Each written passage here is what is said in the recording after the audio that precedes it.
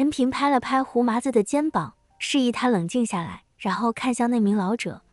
古籍中有没有说那些黑衣人有什么特别的特征，或者使用什么特殊的功法？老者摇了摇头，记载很简略，只说那些黑衣人实力强大，出手狠辣，而且行动极为隐秘，事后没有留下任何线索。当时四重天各大势力也曾调查过此事，但都没有结果。陈平眉头微皱，陷入了沉思。不明势力，黑衣人，灭族之仇，这背后似乎隐藏着什么不为人知的秘密。幽月看着痛苦的胡麻子，又看了看沉思的陈平，轻声道：看来你说的是真的，九盘山确实曾是你胡氏一族的祖地。他顿了顿，继续说道：既然如此，按照之前的承诺，我黑煞魔宫愿意给你胡氏一族一个交代。如果你想重建胡氏一族，我可以划出一部分区域给你。如果你想调查当年灭族的真相，我黑煞魔宫也可以提供一些帮助。胡麻子抬起头，眼中布满了血丝，声音沙哑地说道：我只想知道，当年到底是谁灭了我胡氏一族？此仇不报，我胡麻子誓不为人。他的声音不大，却带着一股决绝的恨意，回荡在空旷的大殿中，让人不禁侧目。幽月微微一笑，不过我说的这些，你们需要帮我一个忙。什么忙？帮我取一件东西。幽月目光深邃，九盘山深处有一座上古遗迹，名为藏魔渊，其中有一件对我魔族至关重要的宝物，但那里禁制重重，我族之人难以进入。若你们能帮我取来，我不但归还领地，还可以答应你们一个条件。胡麻子皱眉看向陈平，陈平淡淡道：藏魔渊听起来可不是什么好地方。幽月轻笑，对别人来说或许是绝地，但对你们或许是个机缘。陈平与胡麻子对视一眼，心中各有盘算。陈平指尖在石桌上轻轻敲击着，目光落在幽月那张带着浅笑的脸上。这魔女看似坦诚，实则每句话都藏着算计。藏魔渊若是真有那么好进，魔族又怎会迟迟无法得手？幽月魔女倒是会挑人。陈平忽然轻笑一声：你就笃定我们能进去？幽月放下茶杯，眸中闪过一丝异色，陈道友的手段，幽月可是看到了，而且九盘山本就是胡氏一族祖地，胡兄身上或许有先辈留下的印记，足以避开外围禁制。胡麻子攥紧拳头，他现在满脑子都是灭族真相，只要能找到线索，别说是藏魔渊，就算是刀山火海也敢闯。陈平，我答应他。陈平看了胡麻子一眼，见他眼神决绝，便不再犹豫，可以，但我们需要藏魔渊的地图，还有你族中关于那里的所有记载。另外，若是中途遇到无法解决的危险，我们随时可以退出，你不能强求，这是自然。幽月立刻让人取来一卷兽皮地图，还有几本薄册。地图标注了藏魔渊的大致范围，只是那里禁制多变，具体情况还需你们自行探查。这些册子是先辈留下的零星记录，或许能派上用场。陈平接过地图展开，只见上面用暗红色的墨水勾勒出九盘山的地形，深处有一片被黑雾笼罩的区域，标注着藏魔渊3个字，旁边还画着几道扭曲的符号，像是某种警告。册子里的字迹潦草，大多是关于魔气浓度、魔兽分布的记载，其中一页提到渊地有古魔残魂，善迷人心智，让他眉头微不可察地皱了一下。何时出发？胡麻子已经按捺不住。3日之后吧。陈平将地图收起，我们需要准备一番。幽月对此并无异议，让人安排了住处，又派了2名魔族修士随时听候调遣，实则也是监视。回到住处，胡麻子立刻将自己关在房间里，对着那几本册子反复翻看，试图从中找到与胡氏一族相关的蛛丝马迹。陈平则独自站在窗边，望着远处被魔气笼罩的九盘山轮廓，神识悄然蔓延开，梳理着目前的处境。黑煞魔宫的水太深，那些隐藏的强者气息绝非凡辈。幽月敢让他们去藏魔渊，恐怕不只是为了那件宝物，或许还想借刀杀人，让他们去试探渊底的真正危险。但事已至此，他们也没有退路。胡麻子需要真相，而陈平自己也对那所谓的机缘有了几分兴趣。3日后清晨，陈平和胡麻子在魔宫门口与幽月会合。幽月依旧是一身紫衣，身后跟着10名气息凝练的魔族修士，每人都背着一个黑色包裹。这些是给你们准备的资源和丹药，虽不是顶尖，但对付渊底的魔气侵蚀足够了。幽月示意手下将包裹递过来。入口在九盘山中部的裂谷处，我让人带你们过去。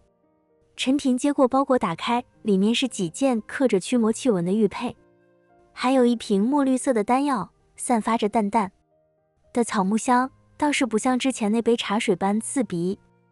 他随手将玉佩分给胡麻子，丹药却收了起来。他的凝心诀本身就能吸收魔气，这些丹药未必用得上。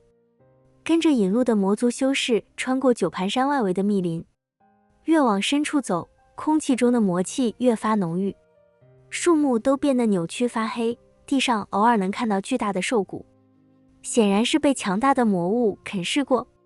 前面就是裂谷了。引路修士指着前方一道深不见底的沟壑，裂谷中翻滚着灰黑色的瘴气，隐约能听到里面传来鬼哭狼嚎般的声音。胡麻子站在裂谷边缘，忽然浑身一震，他从怀中掏出一块残破的玉佩，那玉佩此刻竟散发出微弱的白光，与裂谷中某道气息产生了共鸣。这是我胡氏一族的祖传玉佩，之前一直没反应，没想到在这里会有异动。陈平看向那玉佩，只见上面刻着与兽皮地图上相似的符号，心中了然，看来你先祖确实来过这里。这玉佩或许就是解开外围禁制的钥匙。他取出地图，再次确认，指着裂谷左侧一处相对狭窄的地段，从这里下去，按照地图所示，穿过瘴气层后会有一条石阶路。胡麻子将玉佩紧握在手中，深吸一口气，陈平，我先下去探探。一起走。陈平按住他的肩膀，体内灵力运转，形成一道淡金色的护罩，将两人笼罩。这瘴气有毒，小心为妙。两人纵身跃入裂谷，瘴气如同粘稠的泥浆般包裹过来，腥臭的气息钻入耳鼻。若非有灵力护罩隔绝，恐怕瞬间就会头晕目眩。胡麻子手中的玉佩光芒越来越亮，前方的瘴气竟自动向两侧分开，露出一条仅容一人通过的通道。果然有用。胡麻子又惊又喜，加快了下落的速度。不知下落了多久，脚下终于踩到了坚硬的地面。陈平抬头望去，上方的瘴气已经重新合拢，如同一块厚重的幕布，将阳光彻底隔绝。周围一片漆黑，只有胡麻子手中的玉佩散发着微弱的白光，照亮了脚下的石阶。石阶蜿蜒向下，两侧的岩壁上布满了暗红色的纹路，仔细看去，竟像是无数细小的符文在蠕动。陈平伸手触摸岩壁，指尖传来刺骨的寒意，神识探入的瞬间，竟被一股阴冷的力量反弹回来。小心，这些符文有问题。陈平沉声提醒，他们能吞噬神识，长期接触恐怕会被魔气侵染。胡麻子连忙收回目光，将玉佩举得更高些，白光范围扩大，隐约能看到石阶尽头是一扇残破的石门，门上刻着3个古老的大字“藏魔渊”。石门虚掩着，里面传来阵阵风声，夹杂着模糊的低语，仿佛有无数冤魂在其中哀嚎。胡麻子握紧腰间的短刀，心跳不由自主地加快。陈平，里面，进去看看就知道了。陈平推开门，一股更加浓郁的魔气扑面而来，护罩上的金光剧烈闪烁了几下才稳定下来。门后是一条长长的甬道，两侧的石壁上镶嵌着发光的幽晶，将甬道照得如同白昼，但这光芒却透着诡异的绿色，照在脸上竟有种冰冷的触感。甬道地面上布满了骸骨，有人类的，也有魔族的，甚至还有一些从未见过的巨兽骨骼。显然这里曾发生过惨烈的厮杀，这些骸骨年代久远，最少有上万年了。陈平蹲下身查看一具相对完整的魔族骸骨，只见其头骨上有一个光滑的孔洞，边缘还残留着灼烧的痕迹，死在利器之下，而且是被一击毙命。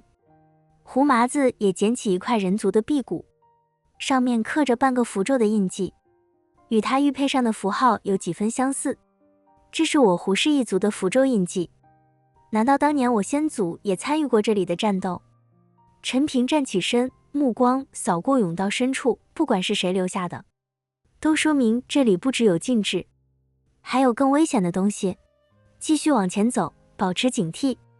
两人沿着甬道前行，越往里走，空气越发阴冷，低语声也越来越清晰。那些声音像是无数人在耳边呢喃，诉说着痛苦与怨恨。意志力稍弱的人恐怕早已心神失守。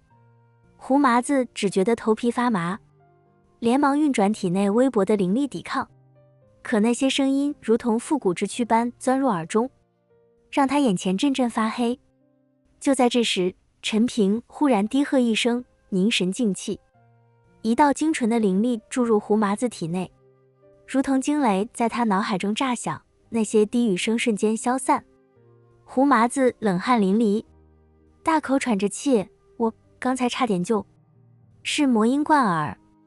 陈平眼神凝重，渊底的古魔残魂在作祟，他们无法直接攻击我们，就用这种方式扰乱心神。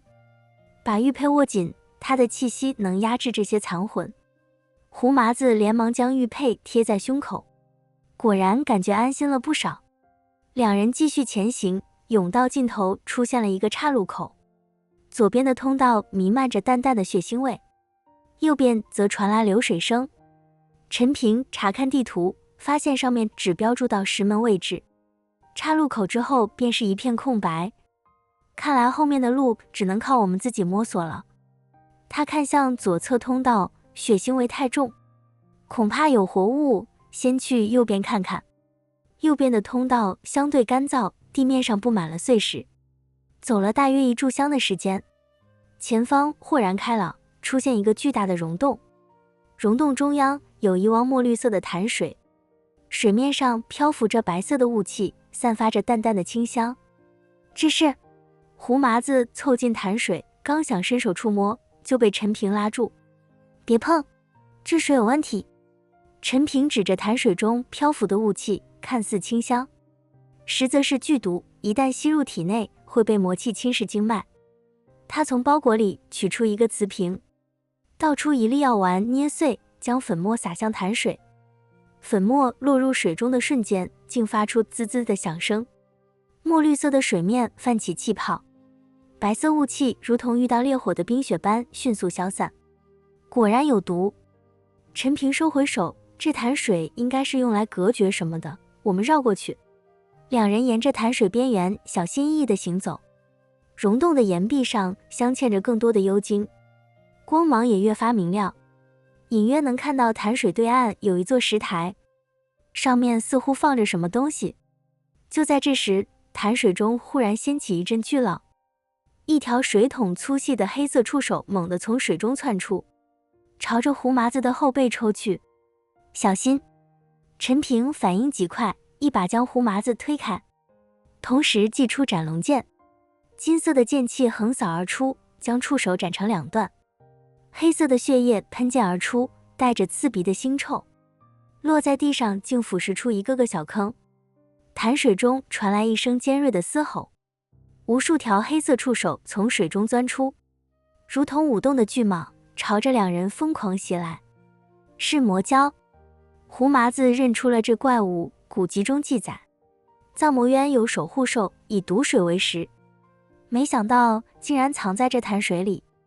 陈平眼神一凝，斩仙剑在他手中化作一道流光，不断斩向袭来的触手，但这些触手仿佛无穷无尽，斩断一条又立刻长出一条，而且速度越来越快，逼得两人连连后退。这样下去不是办法，得找到他的本体。陈平大喊一声，体内灵力毫无保留地爆发，金色护罩扩大，将所有袭来的触手震开。胡大师，用你的玉佩试试。胡麻子立刻将玉佩举过头顶，白光瞬间暴涨，如同一轮小太阳般照亮了整个溶洞。潭水中的怪物似乎极为畏惧这光芒，嘶吼声变得痛苦起来，触手的攻击也慢了下来。有用！胡麻子精神一振，举着玉佩朝着潭水中央走去。白光所过之处，黑色触手纷纷缩回水中，墨绿色的潭水也开始翻滚，仿佛有什么东西要从水底钻出来。陈平抓住机会，身形一闪，来到潭水边缘，神识全力爆发，终于锁定了潭底的一道巨大身影。那是一条长达数十丈的黑色巨蛟，头颅上长着一对弯曲的犄角，眼睛如同两盏血色灯笼，正恶狠狠地盯着岸上的两人。孽畜，找死！陈平冷哼一声，斩龙剑在空中划出一道金色的弧线，带着毁天灭地的气势劈向潭水，劲气落入水中，激起滔天巨浪。潭水如同被劈开的布匹般向两侧分开，露出了魔蛟布满鳞片的庞大身躯。魔蛟发出一声愤怒的咆哮，张开巨口喷出一股黑色的毒液，朝着陈平席卷而来。陈平脚尖一点，身形如同鬼魅般避开毒液，同时左手捏了个法诀，体内凝心诀运转，一道淡金色的光柱从掌心射出，精准地击中了魔蛟的头颅。嗷！魔蛟发出一声凄厉的惨叫，庞大的身躯在潭水中疯狂翻滚，激起的水花将整个溶洞都打湿了。胡麻子趁机将玉佩的光芒催发到极致，白光如同利剑般刺入魔蛟的眼中。魔蛟痛苦地闭上眼，庞大的身躯失去平衡，朝着岸边撞来。就是现在！陈平眼中金光一闪，斩仙剑化作一道流光，瞬间穿透了魔蛟的7寸要害，黑色的血液如同喷泉般涌出。魔蛟的身躯在地上抽搐了几下，终于不再动弹。两人这才松了口气，瘫坐在地上大口喘着气。这魔蛟的实力竟堪比地仙境3品修士。胡麻子心有余悸地看着地上的尸体，藏魔渊才刚刚开始就有这么强的守护兽，后面恐怕更危险。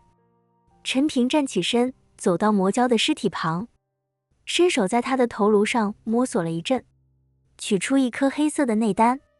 内丹散发着浓郁的魔气，但其中蕴含的能量却极为精纯。这内丹或许有用。陈平将内丹收好，魔气虽然霸道，但是能量化也能成为提升实力的助力。我们先休息一下，恢复体力，再继续往前走。他看向潭水对岸的石台，那里的光芒似乎比周围更加明亮，想必藏着什么东西。而这魔蛟恐怕就是守护石台的守护者。溶洞内的潭水在魔蛟死后渐渐恢复平静，只是原本墨绿色的水面如今泛着淡淡的黑色，散发着更加浓郁的腥臭。陈平在潭边打坐调息，运转凝心诀，吸收着周围的魔气，来恢复自己刚刚损失的灵力。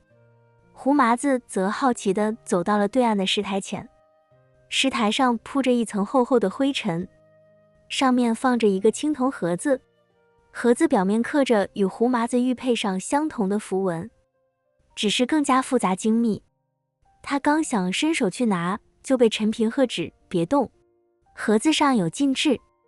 陈平走过来，仔细观察着青铜盒子上的符文，眉头微蹙，这是胡氏一族的封印符阵，看来这盒子确实与你族人有关。我族人留下的？胡麻子又惊又喜，里面会是什么东西？不好说。陈平指尖凝聚起一丝灵力，轻轻触碰盒子表面的符文，这符阵看似简单，实则暗藏玄机，一旦强行打开，恐怕会触发反击，你有没有见过类似的符阵？胡麻子蹲下身，将玉佩放在盒子旁边，只见玉佩上的白光与盒子上的符文相互呼应，竟开始缓缓旋转起来。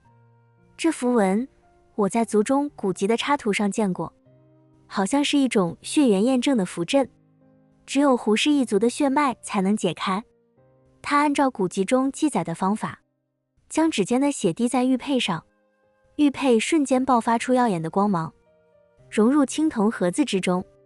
盒子上的符文如同活过来一般，顺着光芒的轨迹流转，发出咔嚓的轻响，缓缓打开。